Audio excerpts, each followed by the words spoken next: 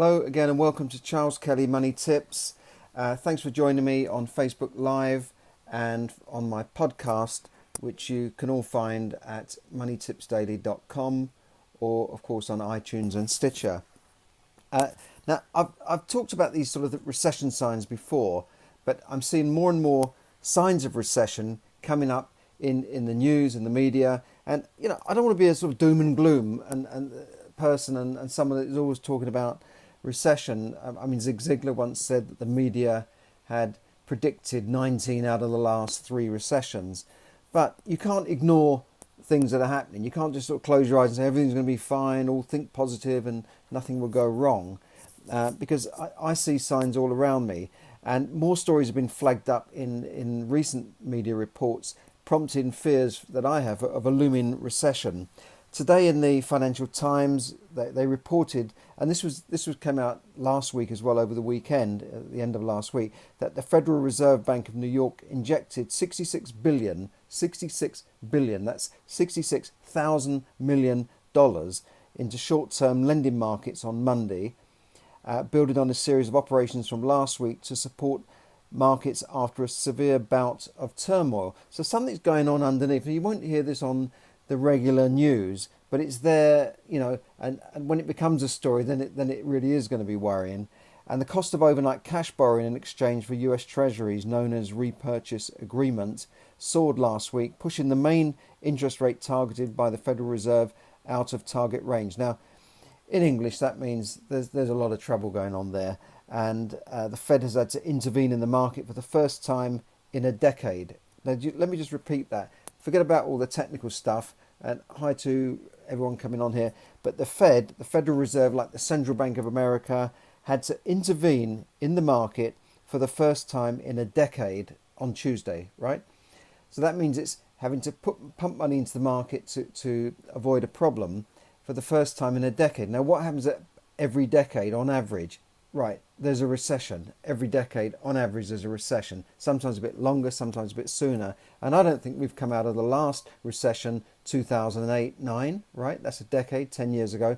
And that's the first time the Fed have had to intervene in the market in a decade. I'll keep repeating myself like a broken record here, but I want to drum that home. And it's subsequently continued to inject a daily cash injection of, wait for it, $75 billion.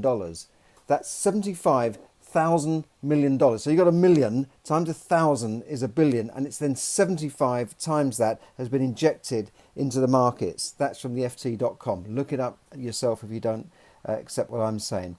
Then we had a report in the Times today, central bank warnings after the Bank for International Settlements, whoever they are, warned of a troubling rise in negative yielding bonds, which have now risen to more than 17 trillion. These are bonds that have a negative yield. In other words, if you go into a bank and say, here's 100,000, what interest rate will you pay me? And they'll say, well, 1%. No, these bonds are now paying less than zero. So you're paying them to keep your money in those bonds. That's called a negative yielding bond. And in some countries, you can get a negative yielding mortgage where a bank will pay you to have a mortgage. I'd like one of those, but I can never find them down the high street where a lender will pay me to have a mortgage. So those are negative yielding bonds. So when there's too many of them around, for some reason it's not good. I'm not an economist, but I can see there's trouble at mill, trouble brewing here. Then this afternoon in the evening, Standard Business News. I was in London today, picked up the Standard here. They're talking about JP Morgan, one of the oldest sort of merchant banks. They've been warning they've been putting out a gloomy prediction of what's going to happen to banks, and that's why the shares in major banks has fallen today. Now, I've previously talked about the inverted yield curve, where on bonds. Now, bonds, I've explained what they are in other word for the day episodes, but a bond is basically a type of loan, really, that you would give to a government. So a government would ask for money and you lend them the money and they issue a bond and they pay an interest on that. Now, normally, if you go into a bank and say, what will you pay me on an account that's instant access, they'll say well, we'll pay you maybe 1%. Then you say, right, what if I tied up for a year? They might pay you 1.5%. What if I tied up for 10 years? They say, oh, 10 years, we'll keep your money for 10 years, we'll give you 2%. Now, you'd expect that would be the same in bonds. But no, what's happening now is that the longer term 10-year bonds are yielding less than short-term bonds, which doesn't make sense. Why would you give less money for a long-term loan than you do for a short-term? It doesn't make sense. So, and when that happens, this always precedes a recession. So that's just fact. That's not me, giving you doom and gloom here. Now, also, just look at some of the typical things around you. Property prices are slowing despite low interest rates and a shortage of housing in the UK. Smart money is moving into safe havens such as gold and silver. Almost 3,000 shops have closed in 2019, the first half of 2019. And look, large companies around you are going under. Debenhams, high street big chains, all going down. Thomas Cook, just gone bust. And these are putting thousands of people out of work. Apart from the money that's lost, thousands of people are out of work. What are they doing? They're not producing, not paying taxes. They're probably claiming benefits and looking for some support there. So, I don't want to be a doom and gloom monger, but I think that the signs are showing that we are due for a recession. It's a cyclical thing. It won't last forever, but you've got to be prepared for it. And as I keep saying, my book, Yes, Money Can Buy You Happiness, don't get caught with your pants down in a recession. Don't get caught with too many loans and consumer debts. Make sure that you're ready and prepared if and when this recession comes, because it will come eventually, okay? Now, the word of the day, I thought I would cover the definition of a recession because we talked about what is a recession. Now, in economic terms, a recession is a business cycle of contraction, things are contracting, where there's a general decline in economic activity. Well, I think we can see that now, can't we? There is a general decline in economic activity. Recessions generally occur when there's a widespread drop in spending. Now, although consumer debt is high up, we can see there is a drop in spending, and maybe more people are shopping online, but certainly shops and restaurants are closing down. We can see that. That's a fact.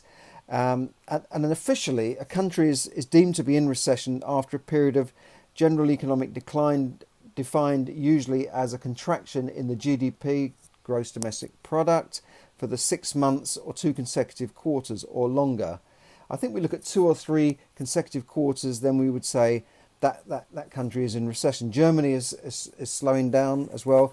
And, you look at things around, there's unemployment, stagnant wages, which we've had for about 10 years now, a fall in retail sales. A recession generally does not last longer than a year, but it could last longer. If it does, it could be seen as a depression. We've also seen property prices slowing down, haven't we? So look at that. Just look around you. Now, have a look at my book, Yes, Money Can Buy You Happiness. It will show you how to make money, how to manage your money, and how to be happy about money in general. So you can look at more stuff like this on my website, moneytipsdaily.com, where I'll put a transcript of this up there as well. And I've covered things like, should you be buying gold? A lot of people are buying gold, which is seen as a safe haven when the stock market is a bit rocky. I certainly wouldn't be putting my money into a stock market or a unit trust or any fund that invests in the stock market. So there you go. That's a quick episode. Thanks for listening. Thanks for everyone who tuned in on Facebook Live and to my podcast, which is moneytipsdaily.com. Thanks for listening, and bye for now. Have a great day.